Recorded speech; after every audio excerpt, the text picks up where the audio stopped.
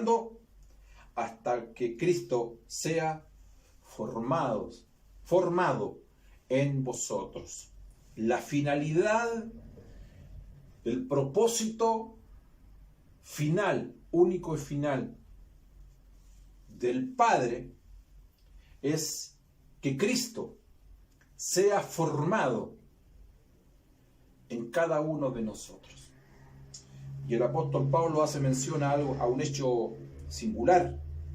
Habla de los dolores de parto, habla de un embarazo, habla de meses, de un proceso. Y hemos enseñado que todo proceso en el Señor, todo proceso en Cristo, tiene tiempos delineados por Dios, limitados por Dios. Ningún proceso es eterno, ni siquiera el llanto, que puede durar toda la noche. Y es probable que le esté hablando a alguien esta mañana, allí donde te encuentras, en casa, en un hospital, en familia, sentado allí en tu mesa, quizás en torno a un café, a un mate, a un té, desayunando esta mañana, compartiendo esta hermosa celebración. ¡Qué bien! Sin embargo, estás viviendo un momento difícil, una etapa, un proceso. Y todo proceso tiene un final. Tiene un inicio y tiene un final. Cuando uno lee la historia del pueblo de Israel, nunca estuvo en la agenda de Dios que el pueblo esté viviendo aquel largo proceso por 40 años. Él había establecido 11 días, desde la salida hasta la llegada, 11 días. La pregunta es válida esta mañana. ¿Por qué tardaron tanto? Es la pregunta que nos podemos hacer nosotros esta mañana. ¿Por qué demoramos tanto?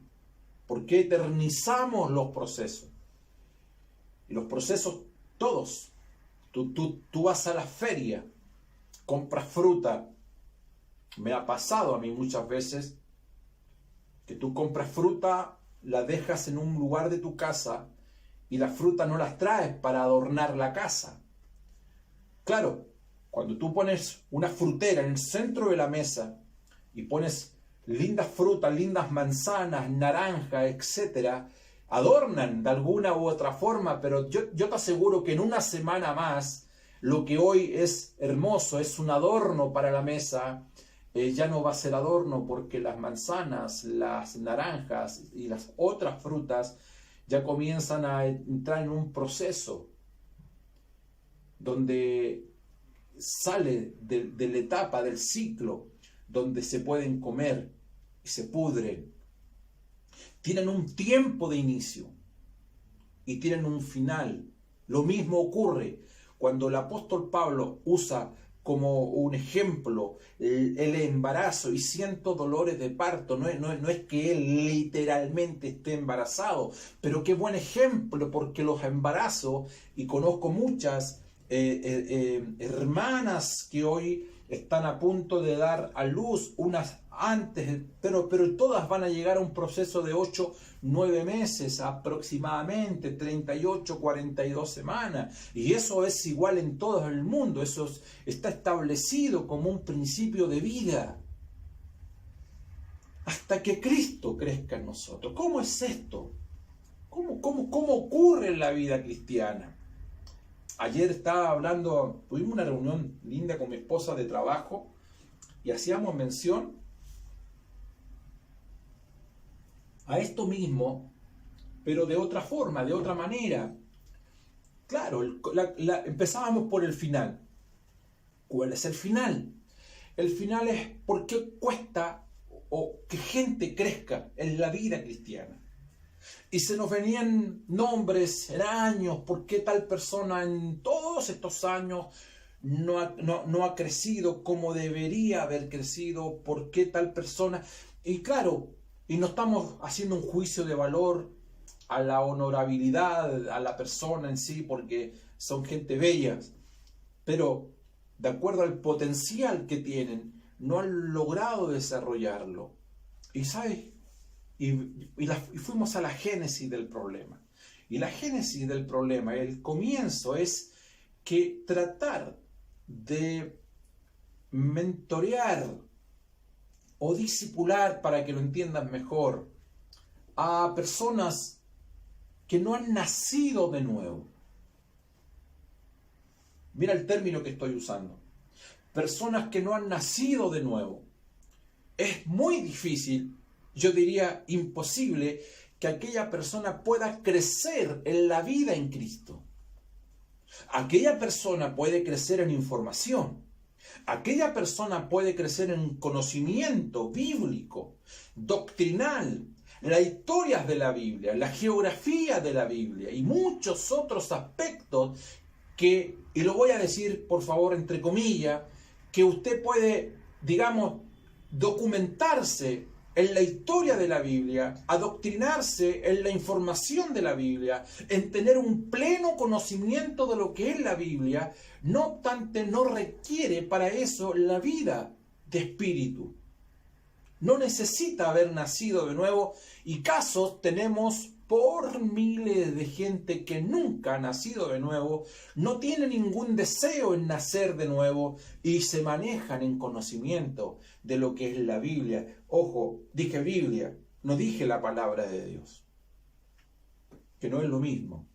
Conocimiento bíblico no es lo mismo que la palabra de Dios, porque la palabra de Dios es aquello que sale de la boca de Dios y que trasciende la Biblia como conocimiento, como información impresa.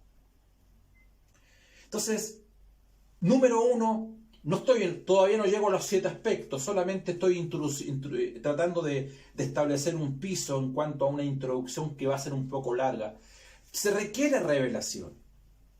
Se requiere revelación. El Señor le dice a Pedro, no te lo reveló carne ni sangre. Por lo tanto, la revelación no se encuentra en el ámbito de lo que es la vida del conocimiento, no está en la mente. La revelación está en la dimensión del espíritu. La revelación no es una interpretación correcta de lo que es la escritura. Eso se llama exégesis. Usted puede ser alguien que se profundiza en el conocimiento de la Biblia y llegar a hacer clase en la universidad y ser un teólogo, y eso es muy bien recibido. Me parece bien que cada persona tenga un alto conocimiento e información de lo que es la escritura, pero eso no es revelación.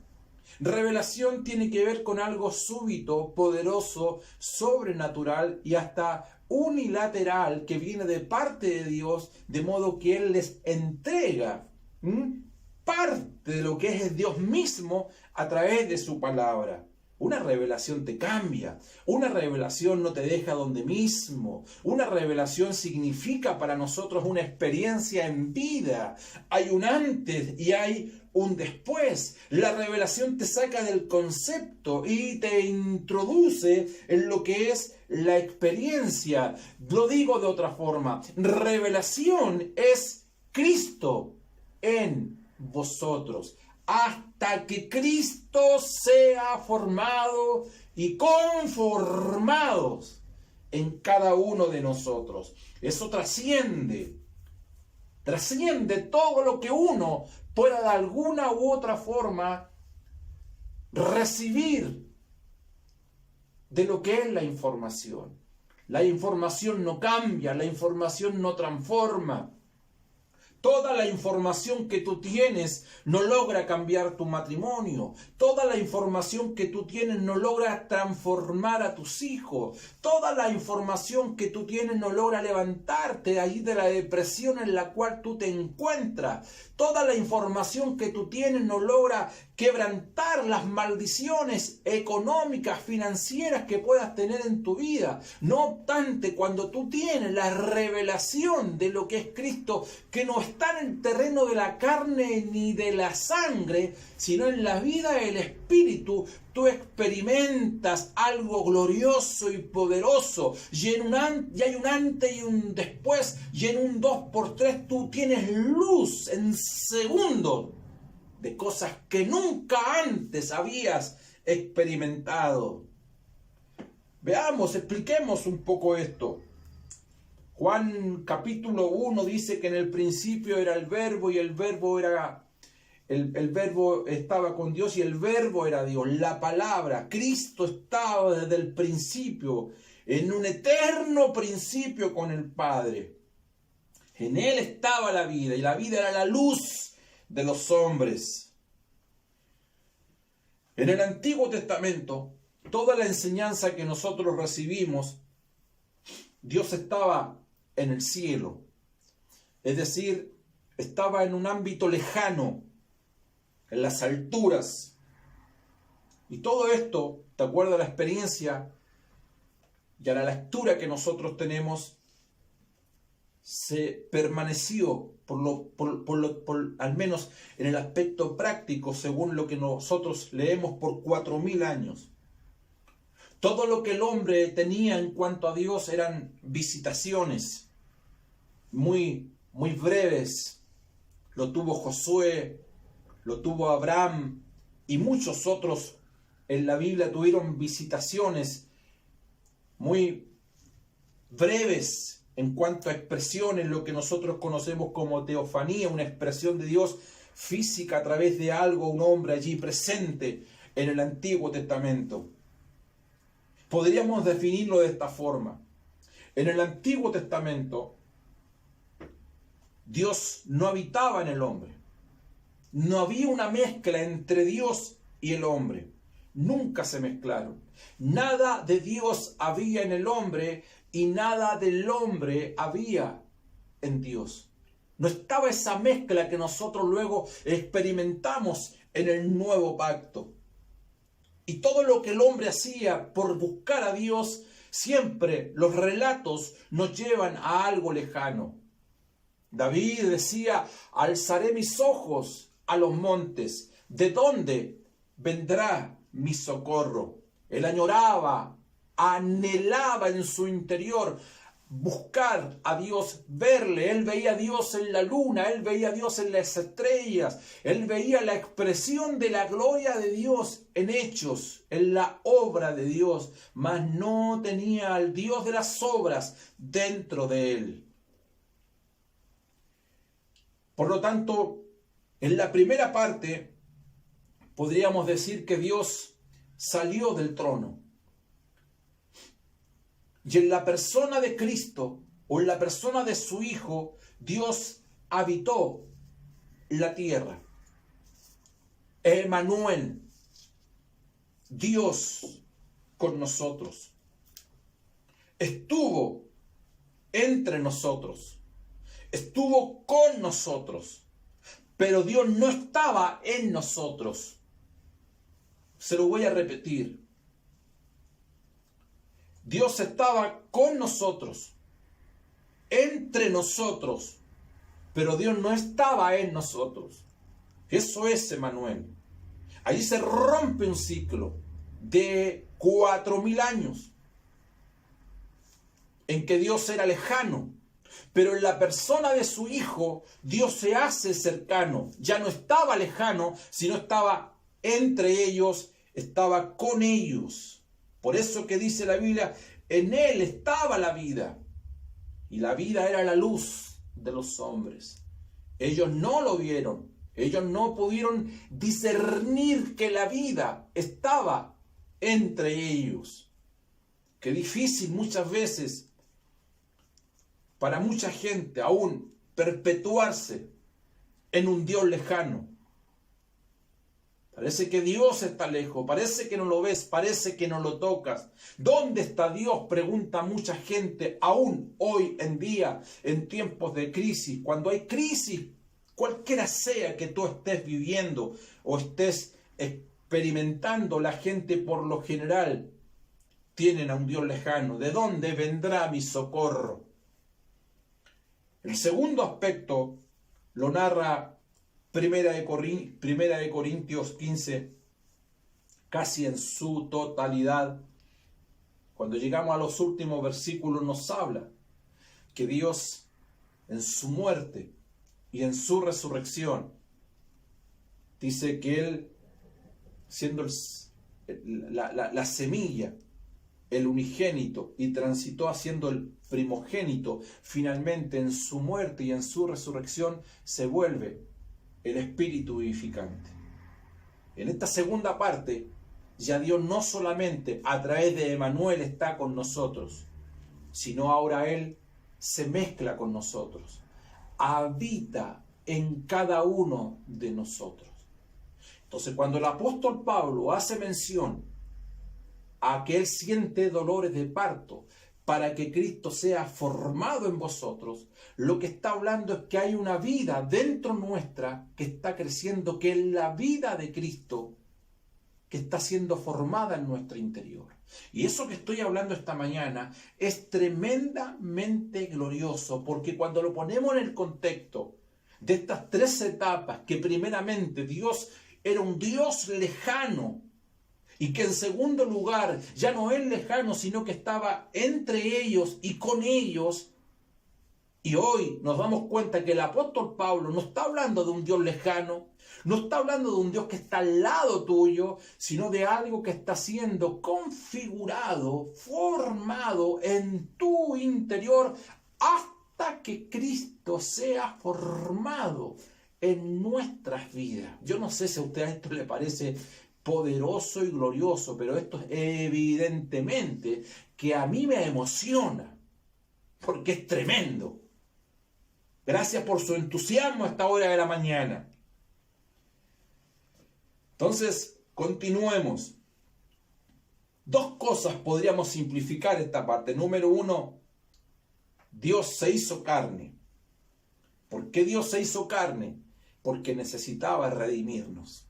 Filipenses 2 dice, el cual siendo en forma de Dios, no tomó el ser igual a Dios como cosa que aferrarse, sino que se mantuvo obediente hasta la muerte de cruz. Él se hizo carne, carne redime carne, con la única finalidad de salvarnos a nosotros, es decir, sustituirnos en esa muerte, que es tu muerte, que es mi muerte, pero que Él la sustituyó y tú y yo solamente lo tomamos como un acto de fe. Y lo segundo, que una vez que nos redime, dice que Él se hizo espíritu vivificante con la finalidad de mezclarse con el hombre. Y aquí comienza el relato del apóstol Pablo. Cuando el apóstol Pablo dice que Cristo está siendo formado en cada uno de nosotros, se limita a este relato, porque cuando Él nos salva en la cruz, primeramente nos redime carne, muere por nosotros de manera sustitutiva. El siguiente paso, ¿cuál es? Al mezclarse con nosotros, es lo que nosotros conocemos como la regeneración, es lo que nosotros conocemos como el nuevo nacimiento, es lo que nosotros conocemos como que una vida. Y en vida y naturaleza comienza a crecer en nosotros. Si le tomamos un ADN a ese bebé que acaba de nacer, a ese bebé que tiene 3 meses, ¿cuál crees tú que sería el resultado? Evidentemente de sus padres. Aquel bebé, mira, amado, escucha esto. No importa si el bebé, no importa si está en el vientre, no importa si tiene 1 mes de haber nacido, no importa si tiene 5 años, no importa si tiene 20 años, está el ADN que está expresando que hay una vida y una naturaleza tal cual lo es la semilla original que viene de sus padres. El apóstol Pablo dice, yo siento dolores de parto porque aquí va a haber una expresión en vida y naturaleza de la persona de Cristo. Nos salva, no para salvarnos y dejarnos salvos. Yo voy a arraigar una opinión esta mañana. Yo discrepo muchas veces cuando escucho a predicadores o gente decir: lo más importante es la salvación. O Cristo viene pronto y la gente está detrás de sus paredes, no está predicando, hay que salvar, hay que salvar, hay que salvar. Y yo no estoy diciendo que la salvación no sea importante. Solo te estoy diciendo que no es lo más importante. Porque acabamos de decir que carne redime carne y la muerte, la salvación, es un acto unilateral de parte de Dios. No me escogiste tú a mí, sino que yo te elegí a ti.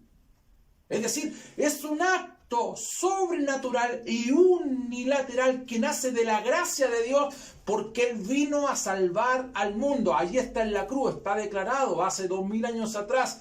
Carne redime carne, Él nos sustituyó allí en la cruz. Bendito sea su nombre. Pero lo que viene a continuación es un hecho particular, singular, que nos corresponde a nosotros, que es el perfeccionamiento de Cristo al interior de las personas. Y el apóstol Pablo se hace responsable al decir: yo estoy embarazado y siento dolores de parto hasta que Cristo sea formado. La razón de por qué estoy esta mañana en este lugar y estoy impartiendo esta palabra es porque a través de la palabra que sale de mi boca, que están dotadas de poder, evidentemente hay un perfeccionamiento, hay códigos del reino que están llegando a tu vientre espiritual con la finalidad de que Cristo sea formado en tu interior. Ya tú eres salvo, no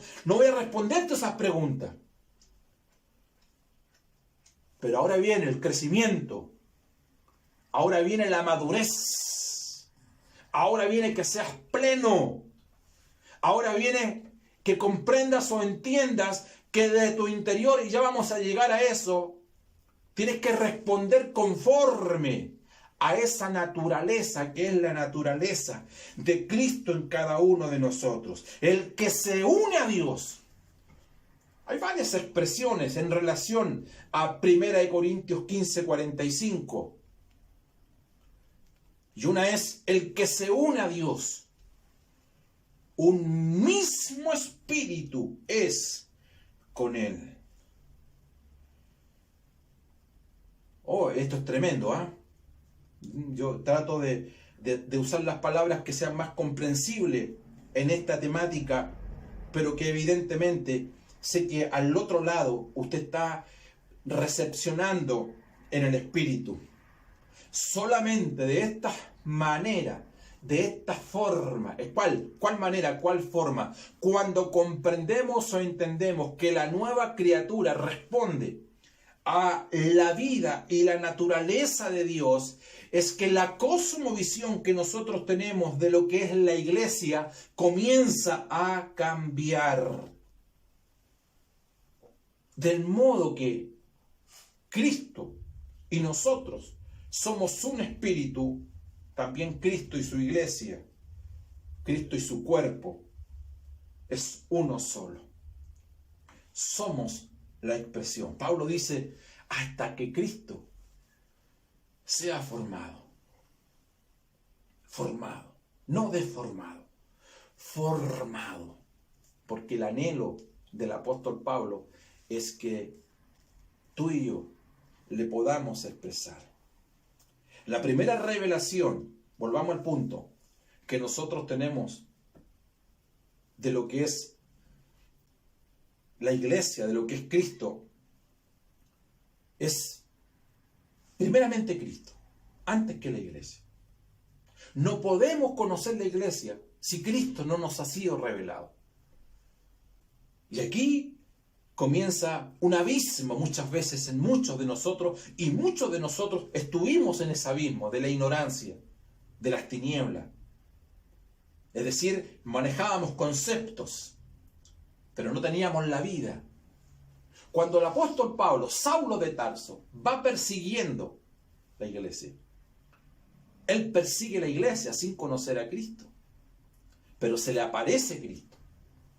Se le aparece Cristo. Y cuando se le aparece Cristo, luego es insertado allí en el cuerpo de Cristo. Es mandado a una casa y conoce a los santos. Cristo, yo soy Jesús. No, yo persigo a Cristo. Persigo la iglesia. Y el Señor le dice, yo soy Jesús, a quien tú persigues. Le está diciendo, perseguir a la iglesia es perseguirme a mí. Tocar la iglesia del Señor es tocarme a mí. Tú estás tocando la iglesia, estás tocando mi cuerpo. Si tocas mi cuerpo, evidentemente estás tocando la cabeza. Tú no puedes decir que estás tocando el cuerpo y no estás tocando la cabeza. Si tocas el cuerpo, tocas la cabeza. Si tocas la cabeza, estás tocando el cuerpo.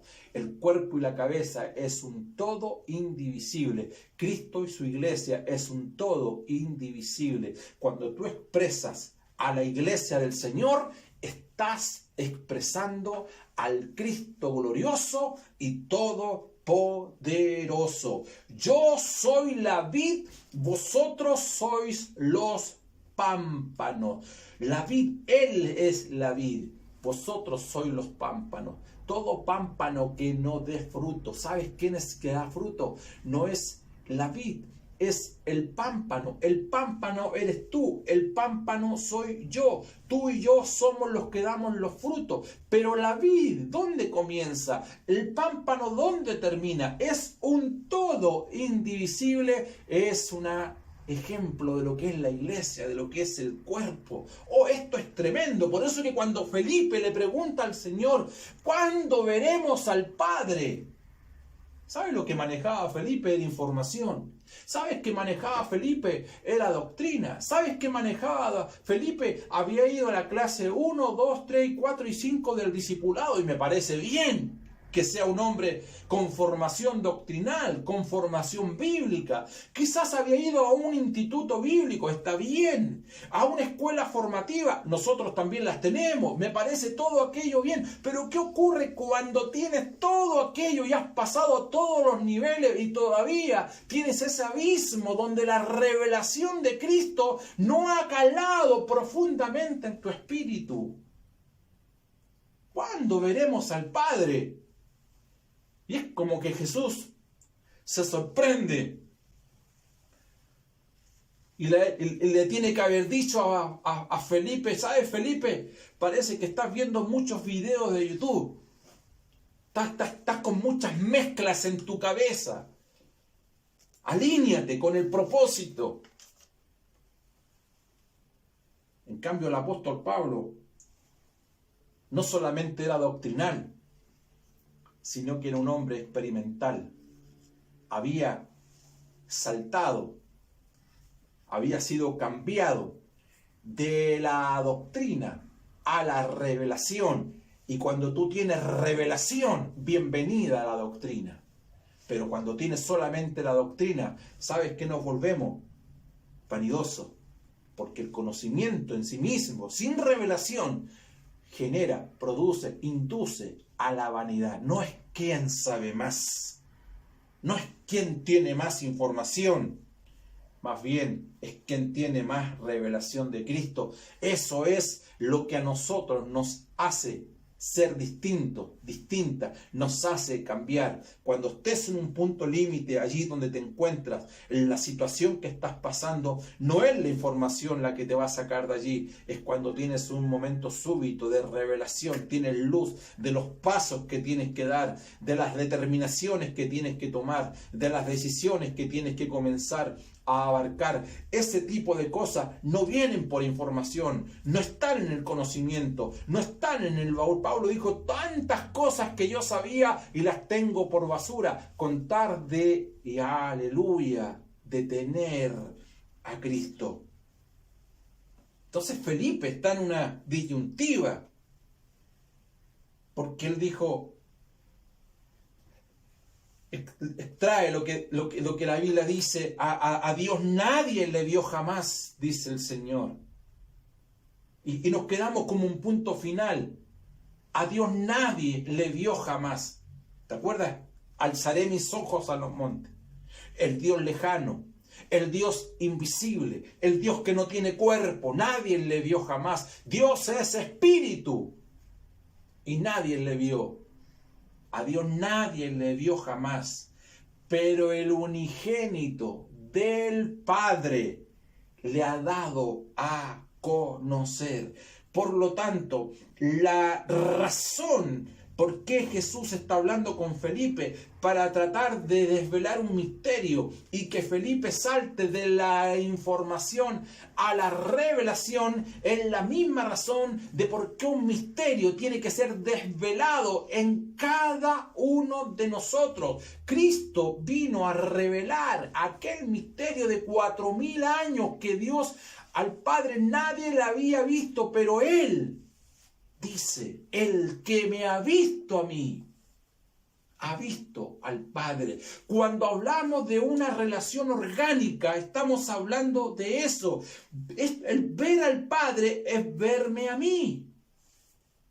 Porque el Padre y yo somos lo mismo. Padre,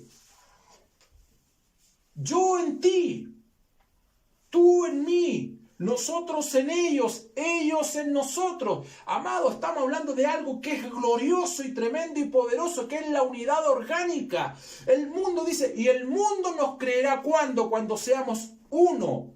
Amado, ser uno no es que marchemos todos juntos en las calles. Ser uno no es llenar un estadio. Ser uno no es que las noticias de CNN digan, oh, 50.000 cristianos marcharon protestando por los valores. A mí me parece bien todo aquello, pero eso no es ser uno. Ser uno, ahora más que nunca, hagamos vigilia juntos, reunámonos para que el mundo crea, porque si el mundo ve que somos uno, ese mismo día que termina la vigilia,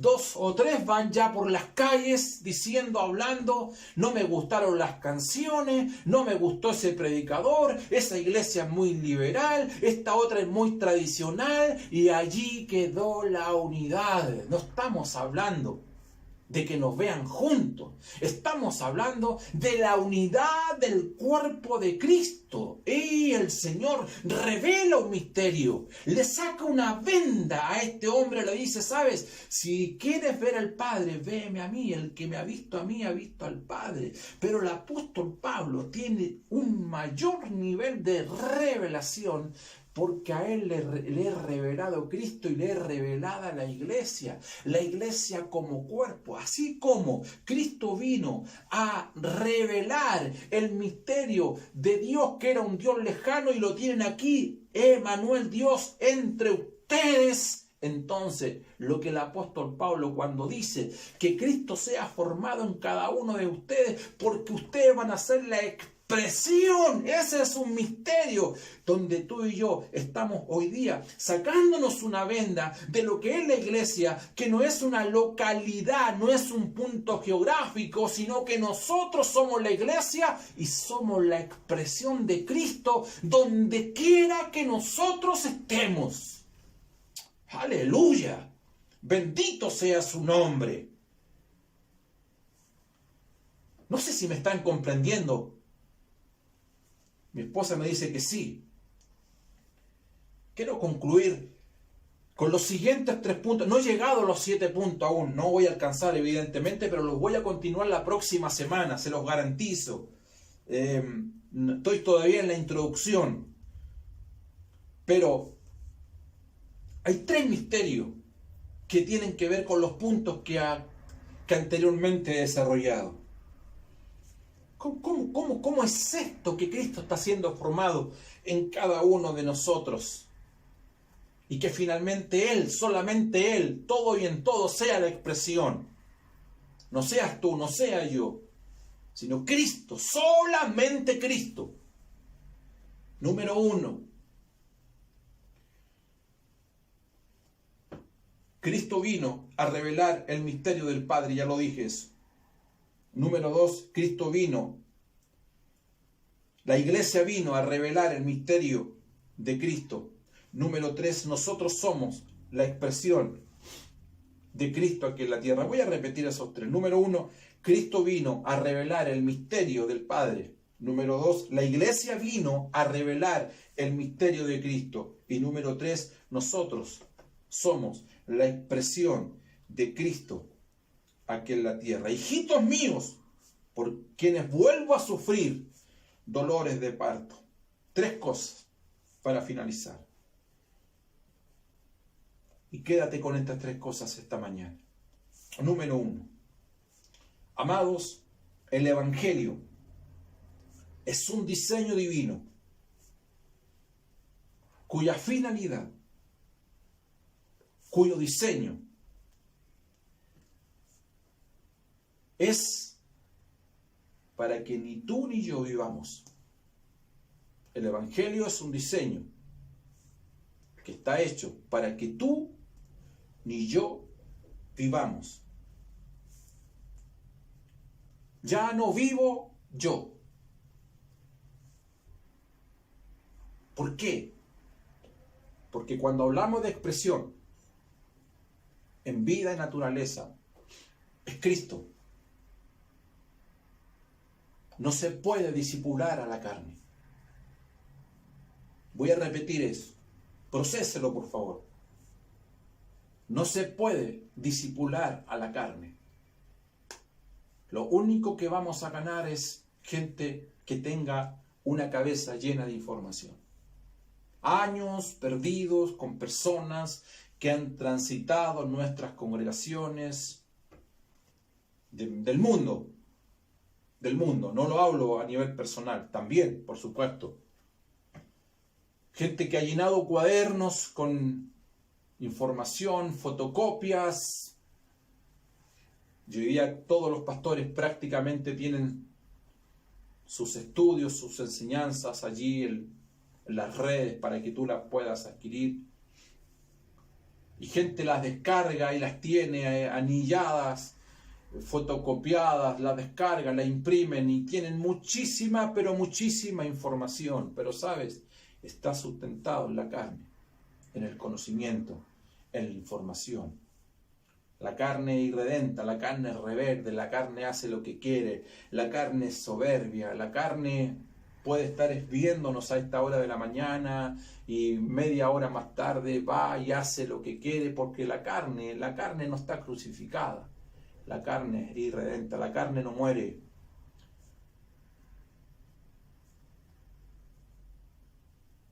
Entonces, ¿cómo podemos discipular a alguien que no ha nacido de nuevo?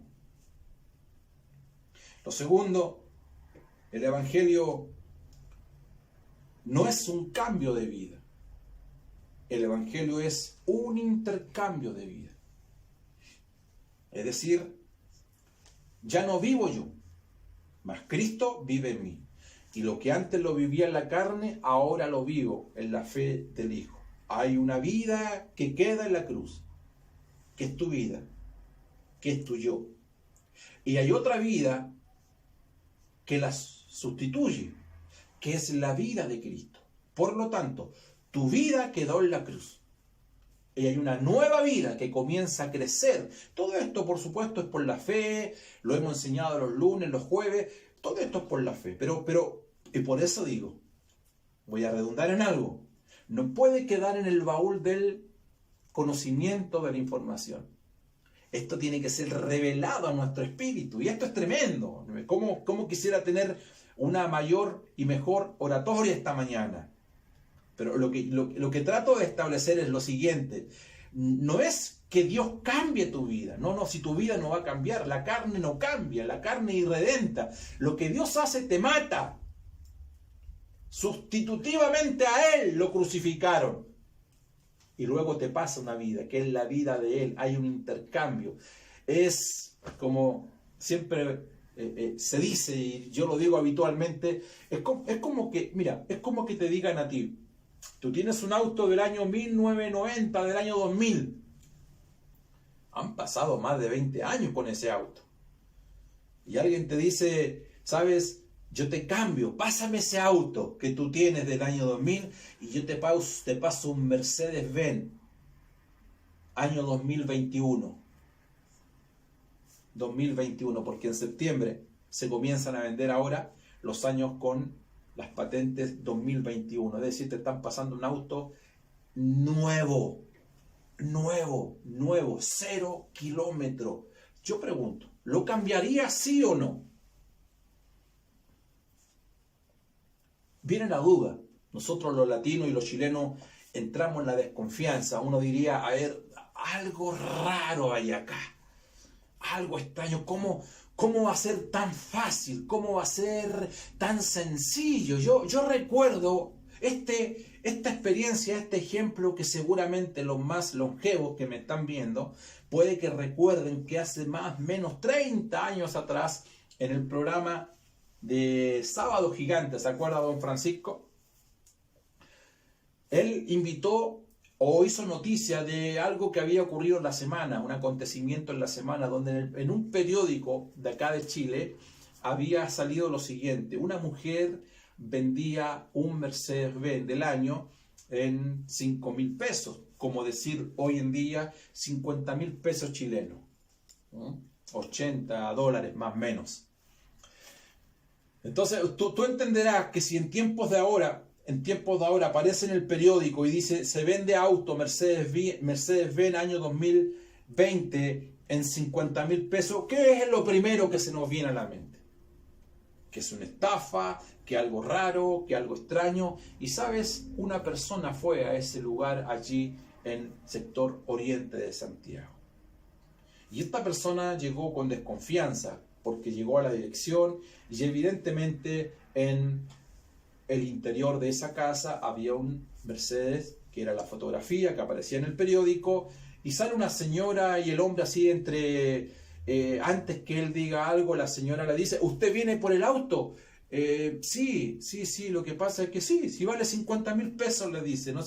Entonces la pregunta a él es válida, le dice, señora, pero esto no, le voy a contar. Y ella le dice, lo que pasa es que yo me acabo de divorciar. Y como mi relación no terminó bien con mi esposo, entonces yo lo único que quiero es deshacerme de todo. Y como nos llevamos mitad y mitad, y este Mercedes que él tanto lo ama, tanto lo quiere, es prácticamente su inversión, yo lo estoy vendiendo a lo más mínimo que se pueda vender, solo para poder pagar la escritura, y de eso él se va a llevar una mitad. Así que tome, firme acá y usted comprenderá lo que estoy conversando. Era un precio muy bajo, la nada misma. Y ese hombre compró aquel Mercedes-Benz. Pero todo ese tránsito de desconfianza, vuelvo al punto. El Señor te dice, ¿sabes? Lo único que yo quiero es darte una vida nueva. Y que tú me entregues tu vida para que tu vida la podamos crucificar allí en la cruz. Y ni siquiera tú tienes que llegar a la cruz en términos literales, porque yo me voy a crucificar. Y de hecho te dice el Señor, ya fui crucificado hace 2000 años atrás. Entonces uno dice, ¿será tan así? No creo que sea. Por eso estás como estás. Porque todavía quieres hacer las cosas con tu vida. Todavía quieres tener logros con tu vida. Todavía quieres someter los vicios con tu vida. Todavía quieres lograr cosas con tu vida. Todavía tu esfuerzo para ti es válido. Todavía la autosuficiencia para ti es válida. Todavía todo lo que sea la motivación externa para ti es válida. Y Pablo dice, amado, lo único que yo quiero es que Cristo crezca en cada uno de ustedes. Y yo tengo dolores de parto. Y termino diciendo esta mañana el tercer punto, que es el siguiente. El Evangelio es un diseño divino, finalmente, para que Cristo sea formado dentro de ti. Número 1 dije, es un diseño divino para que tú no vivas.